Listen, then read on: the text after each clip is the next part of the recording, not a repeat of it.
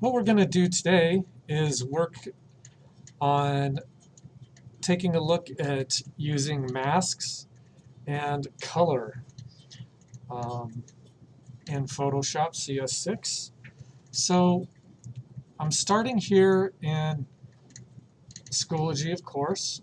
I'm going to go ahead and go to digital graphic design. Give that a second to open up. I'm going to go to our Photoshop folder. And then we're going to work on layer masks. And when I say masks in Photoshop, I'm talking about layer masks. So I'm going to go ahead and select the layer mask assignment. And there's a picture here for us to download. So I'm going to click it once. Schoology always kicks it to a new window, so you could save it there or just come back to your Schoology window and select download image. And you should see at the bottom of your toolbar that it goes ahead and downloads it. And I'm going to switch back to Photoshop.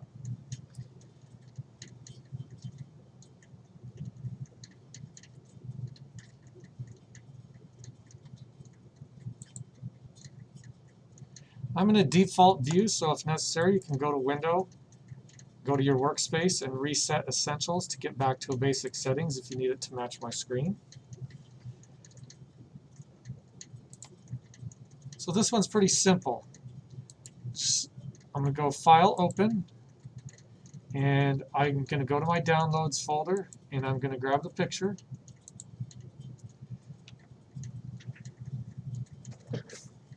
What we're going to do is create an adjustment layer. So this is how we can adjust color and just have a whole new way to approach how we're designing or modifying a picture. So from here, I'm going to go up to the word layer in the toolbar at the top. And everybody's initial reaction is to go here, but we want a new adjustment layer. New adjustment layer. Then we're going to choose black and white, which is essentially going to convert this graphic to black and white. We'll get this pop-up of what kind of layer it's creating, a new black and white mask. If we come over here to the right then, you can see this icon designates that it's created a mask over the layer below it, and again this is in black and white. Now the cool thing about this is now we can go highlight any part of the picture we want to focus on because we switched the picture to black and white.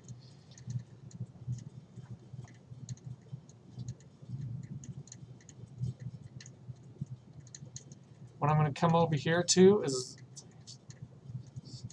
the 8th tool down is where the brush is. I'm just going to go ahead and use the brush. Also, you need to come down here for this to work. Since we're in black and white, we need to use black as our color. So I'm going down here to my color picker, the top layer. I'm going to double click it, and I'm already in black. If yours switched to white, when I first did this, mine switched to white. So I'm going to grab the black, and so I need my paintbrush on and black, and then as always, since we're in the paintbrush, we have different settings, flow, opacity, all these other options. And then again, my brush tip and the size. So I've tinkered with this a little bit, and so this makes a little smoother edges when you're painting, and I went to a little bigger brush, size 25. So now what I do is for practice, we're just going to color the flower. And when I say that, what I mean is we're just basically painting over the top of it, and it's taking that black and white out, so to speak. And then we're just highlighting this flower. So you can maintain your whole black and white background.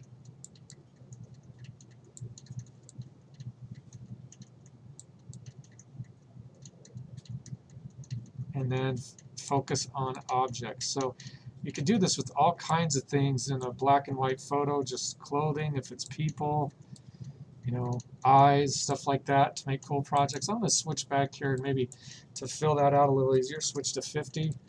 It gives me a little easier brush stroke there.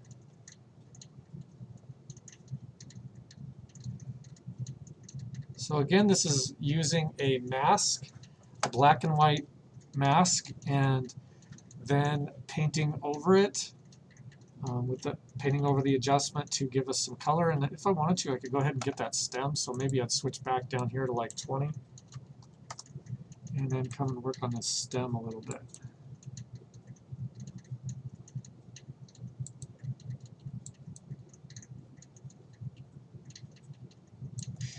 So something like that. So this is adjustment layers, and this is a great thing to do with black and white pictures. Whether you convert it to black, to take a colored picture and put the mask over it in black and white, just lets you recreate a cool look. So once I'm done, again, you have a project and a product. So I'm going to do File Save As for the project file. Make sure it's Photoshop file, that's my project file. And then the picture itself is going to be saved for web. And again, we're in a little older version, so the newer versions are going to have some different options here. But for us, we're going to be saved for web. Double check on the top right, you're on PNG 24. And select Save. One thing I'd like to point out is a lot of people are getting blank windows here. And if we look down on image size, sometimes your image is so big that we don't realize it when we're working on it, and you're just seeing a tiny corner of it. So like one of the things we were working with the other day was like 3000 by 3000. So it appeared white because it was zoomed in to a small corner of the item. So always double check this before you go ahead and save, just to be aware of your properties. So from there, I'm all done. I'm going to save. And I'm just going to save my picture as a PNG 24, and that's what I go ahead and submit to Schoology. Thanks for viewing.